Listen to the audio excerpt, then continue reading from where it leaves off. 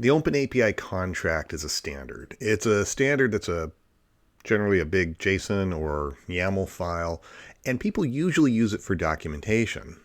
But today I want to talk about using a lot of that information that's in there to enable your UI, actually to build a web form based on the information in there.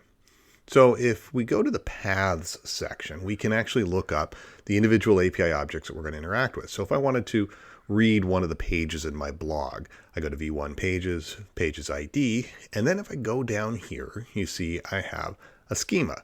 Now, the specification allows you to define your schema right here, but it's best practice to actually use a reference. And if you do use a reference, take a look at that path there. It's pretty straightforward because when we go to components, here's components, schemas, pages, which you can split those path on the slashes and actually find it pretty quickly and easily. And then we get into the meat of this, because now we find the properties.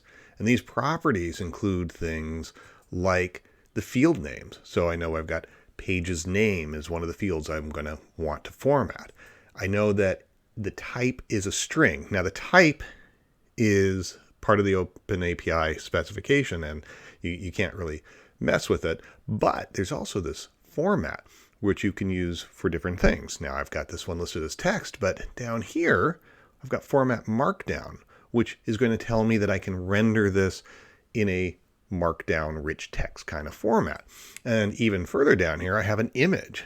Now you notice I have a string there, but I also have a maximum length of 100K because maybe I want to be able to put base64 encoded images in there, regardless of whether it's a URL or not.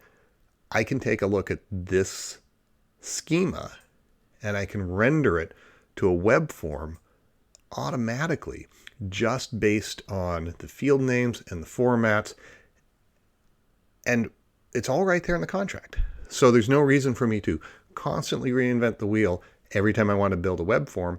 I just read the information from the contract, which is our source of truth.